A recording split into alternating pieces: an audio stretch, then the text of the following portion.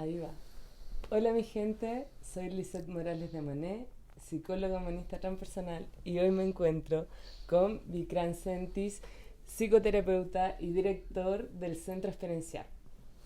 Hola, hola a todos. Te doy la bienvenida a este espacio de entrevista y desde ya te agradezco todo lo que nos vas a compartir. Ujú. Y es importante para que vayan conociéndolo que te presentes y compartas un poquito de tu trabajo. Hola.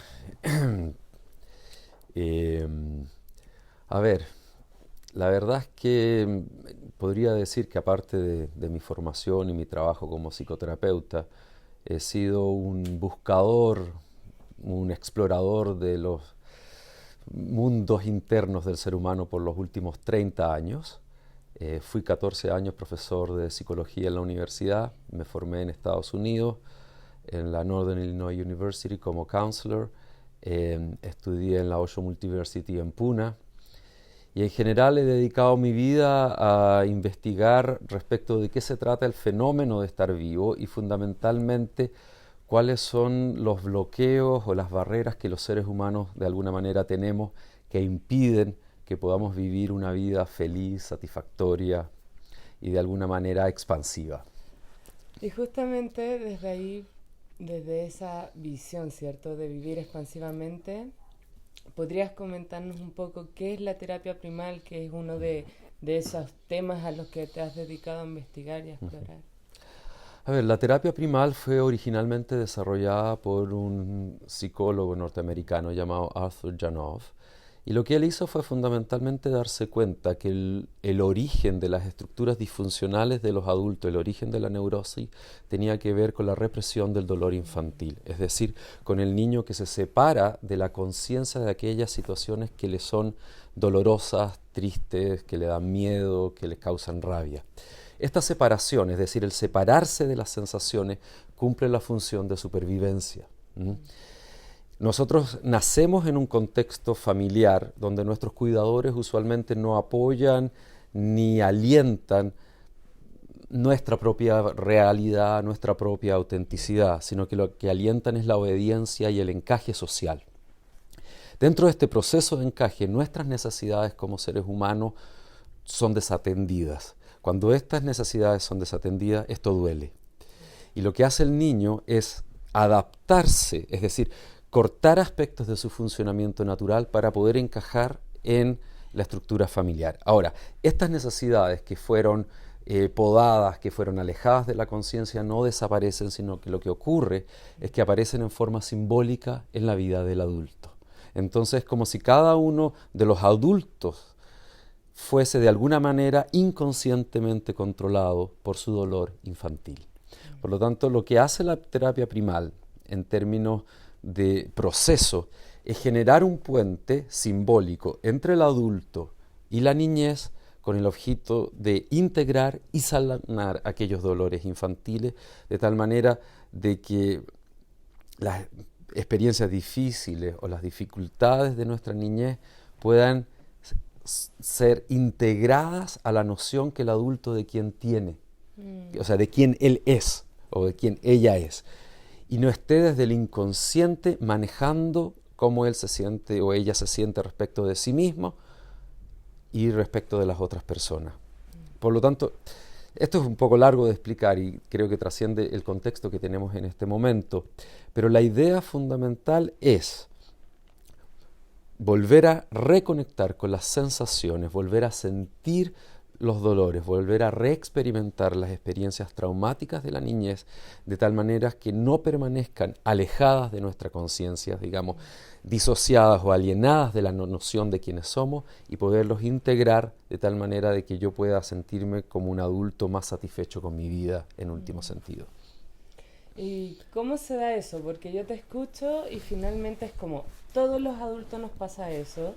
Me estás diciendo que me tengo que atrever a sentir, que Ujú, además es justamente lo que hice de niña fue, no quiero sentir porque ujú, este mundo está como está. ujú, ¿Y cómo entonces se hace este proceso de terapia primal ujú, para poder llegar a ujú. como empoderarnos de nuestra vida también? Entiendo.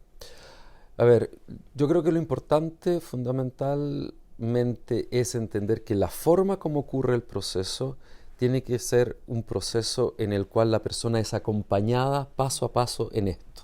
O sea, esto no tiene que ver con abrir el baúl de los recuerdos o las sensaciones negadas infantiles y zambullirse en ella, sino que tiene que ver con ir moviéndose en la medida que la persona pueda ir integrando esas experiencias a su sentir como adulto. En términos técnicos, este es un proceso. Por ejemplo, el proceso que nosotros hacemos en el centro experiencial, que es un proceso grupal, es un proceso que ocurre con mucha contención emocional. En el taller Sanando el Niño Interior que tuvimos hace poco tiempo, que tú tuviste la posibilidad de participar, eran 27 participantes y éramos un staff de 22 personas que estábamos apoyando ese proceso.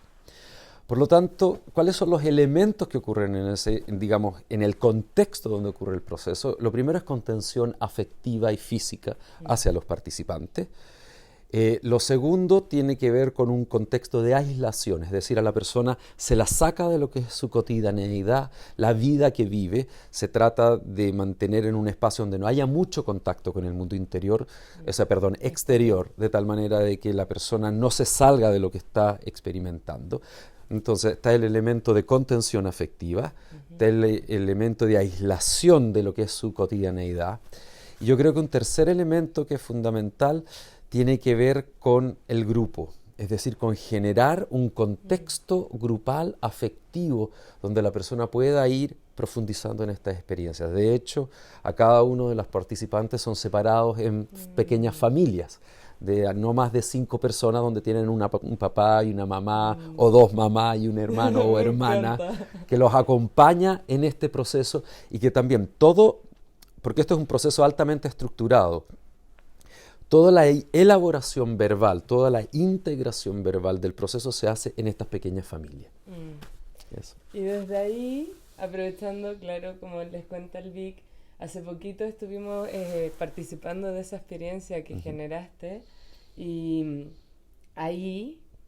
acá hay gente que vivió esa experiencia, que te van a estar viendo y que después tienen que volver, ¿cierto? Salir del aislamiento y volver al mundo cotidiano después de haber estado regaloneados, contenidos, sintiendo.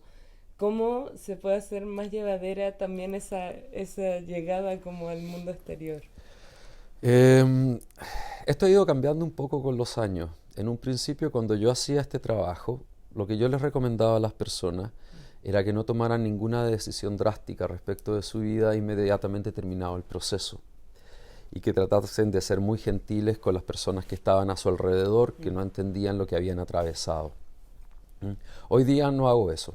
Me interesa que las personas transformen su vida. Me interesa que puedan dejar las relaciones afectivas que sean disfuncionales. Me importa que este proceso sea un proceso transformador dentro del contexto. La pregunta, ¿cómo integro esto a mi vida cotidiana? Más que integrarlo a la vida cotidiana, yo espero que la persona transforme su vida cotidiana, que si está en relaciones afectivas que no están funcionando, tome los pasos necesarios para moverse fuera de ello. Si está en un trabajo que no disfruta, si está viviendo en una ciudad que no le gusta. Es decir, yo espero que este proceso se transforme en un elemento que pueda movilizar a las personas hacia una transformación de su conciencia. Y evidentemente, si alguien necesita apoyo o contención extra a lo que es este proceso, evidentemente yo espero que la persona lo busque.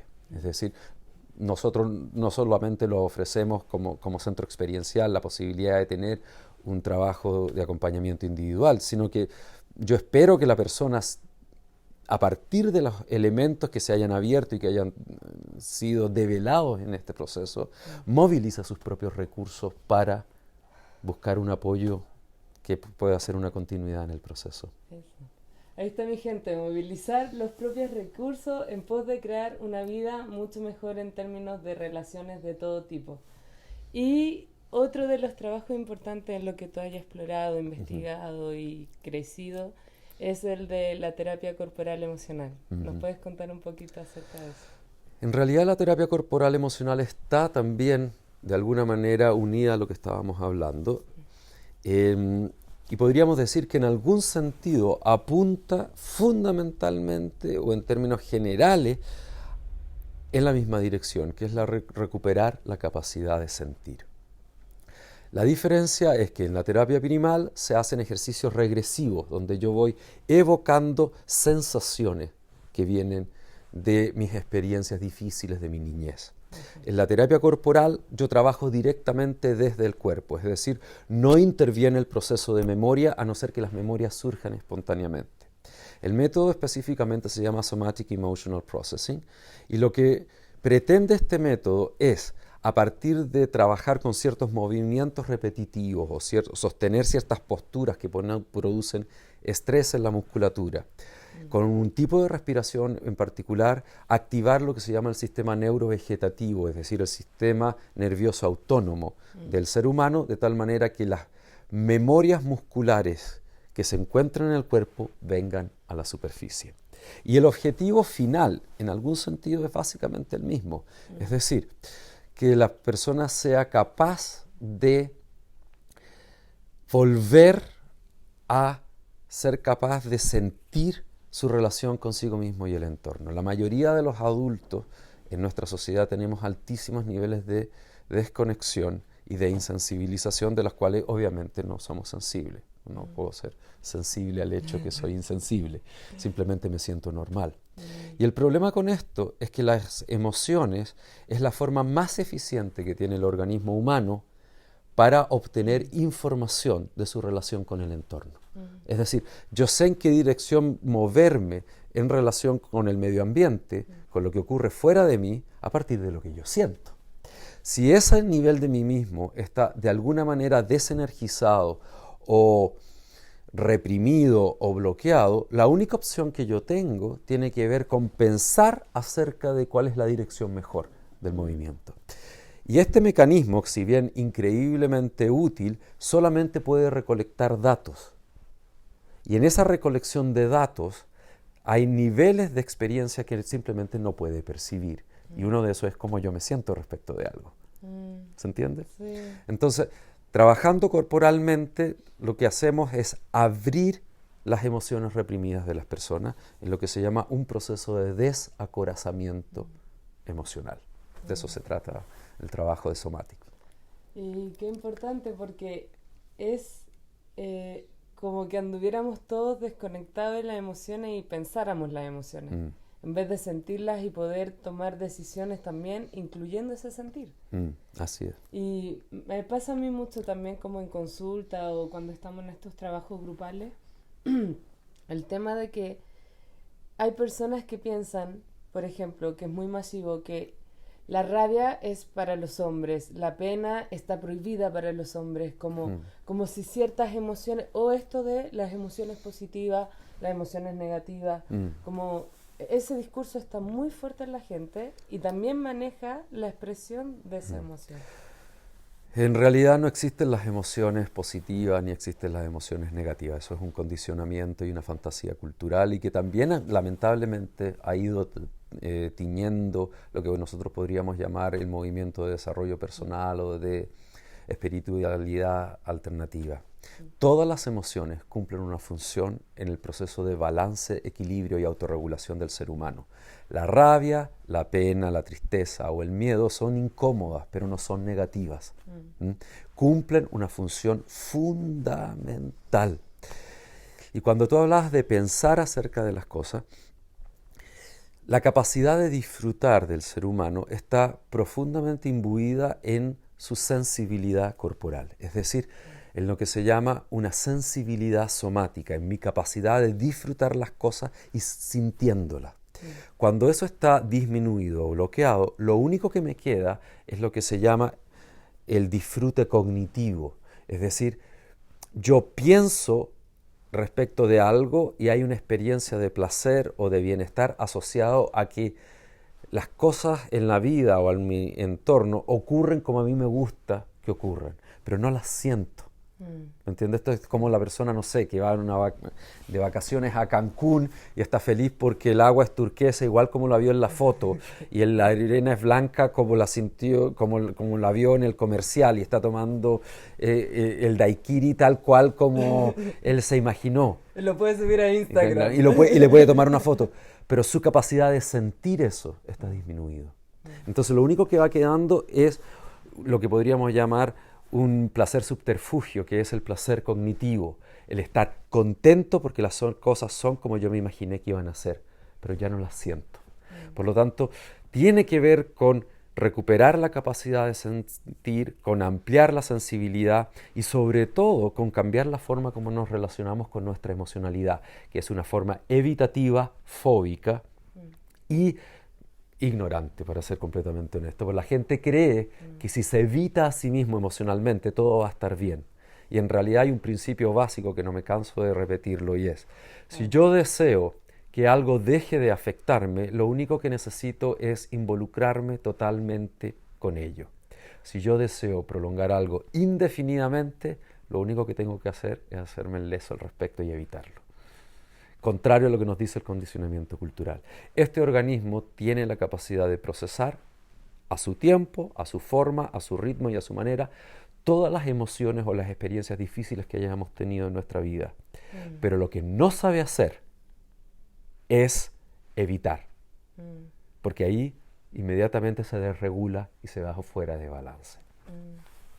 Entonces, mi gente, miren, es como dejar de evitar contactarse e ir por eso. Y para eso, uno de los lugares que existe desde el acompañamiento individual, o si quieren hacer este proceso anual, grupal, ya como mucho de verdad, se los digo, de zambullirse, este es un buen lugar.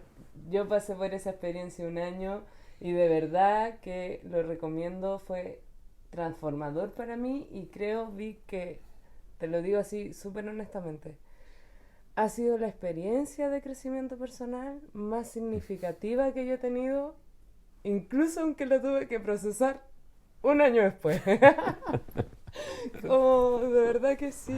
Entonces, este trabajo puede sonar como tétrico igual, hay que meterse a sentir y duele, pero el regalo es como todo este disfrute, gozo, conectarse con nuestras relaciones de otra forma.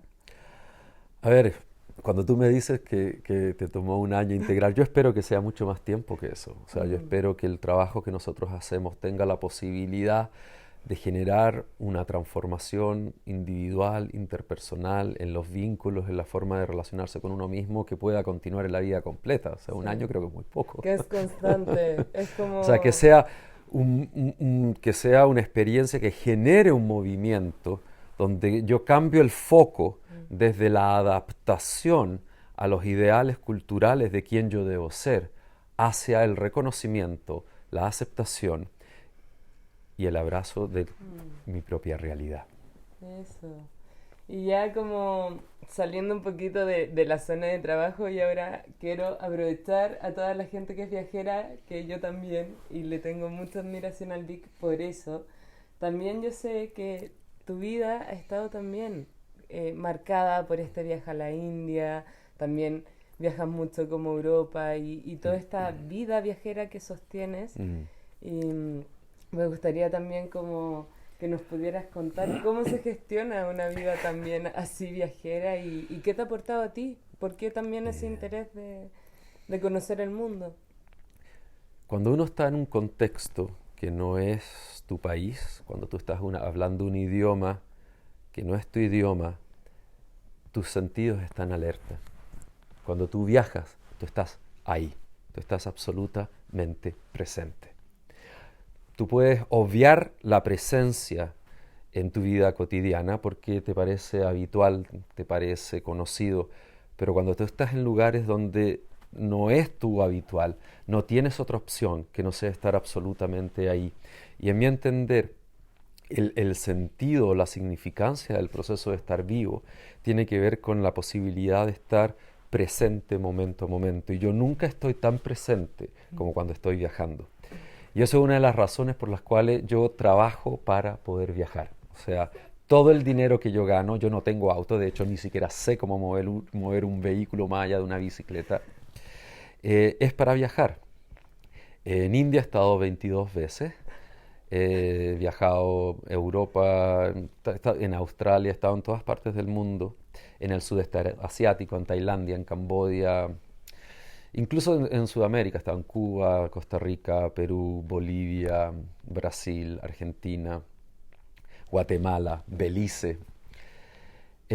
¿Cómo se gestiona eso? Bueno, hay que trabajar mucho. Trabajo todos los fines de semana, aparte de toda la semana.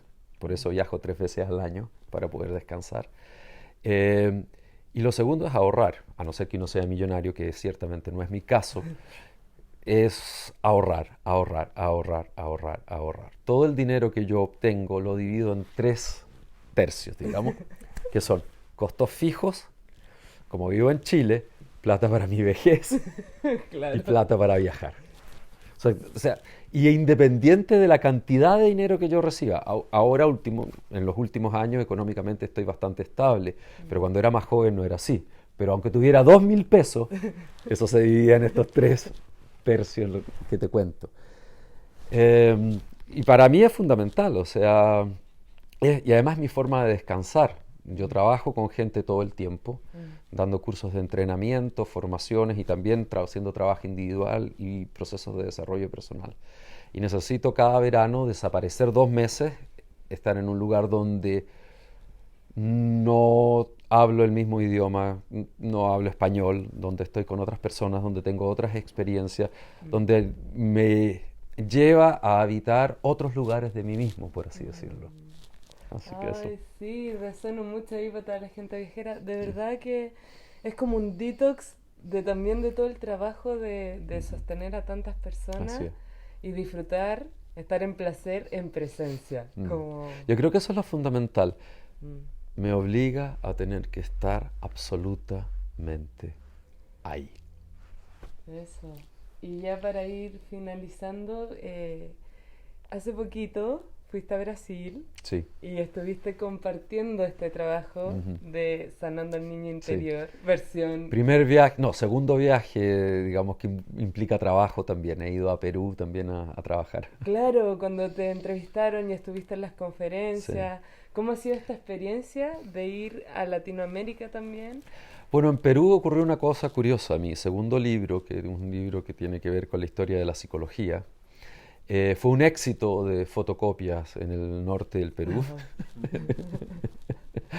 Y por lo tanto me invitaron a dar cursos y conferencias allá. De hecho, tuve que firmar fotocopias de mi propio libro que gente me traía. Y he ido y estoy muy agradecido, digamos, porque he sido invitado por varias universidades en el norte del Perú, en Trujillo, a dar conferencias sobre mi trabajo y a ir a congresos de psicología. Y recientemente estuve en Brasil, donde se editó mi último libro de terapia corporal emocional en portugués En por portugués, una gente. eh, editorial brasileña. Mm. Entonces fui a hacer el lanzamiento del libro, que fue yo diría, un gran éxito, a dar conferencias y también a dar este taller Sanando el Niño Interior en Belo Horizonte. Mm, Sí, qué muy lindo. agradecido por todo eso. Ay, qué bacán. Así que yo también muy agradecida de estar aquí, de este espacio, de la Ujú, confianza y de verdad a todos mis contactos consultantes yo les he hablado del trabajo de Bikram. Esta experiencia de Sanando al Niño Interior se hace todos los años, siempre es en junio. junio, generalmente en el fin de semana que calzan a mediados de junio. Sí, es altamente recomendable y yo les diría que para cualquier terapeuta que les gusta subir como estos mensajes de sanar al niño interior o de sentir o de cualquier trabajo interior, yo creo que es básico pasar por esta experiencia de tomar a nuestra niña o a nuestro niño en un contexto que de verdad sea transformador y no solo sea como una foto bonita en nuestro Instagram o en nuestro Facebook, sino que sea un trabajo interno real, en compromiso y con la calidad que lo Ujú. entregas tú y el centro experiencial también. Gracias, Lita, por entrevistarme.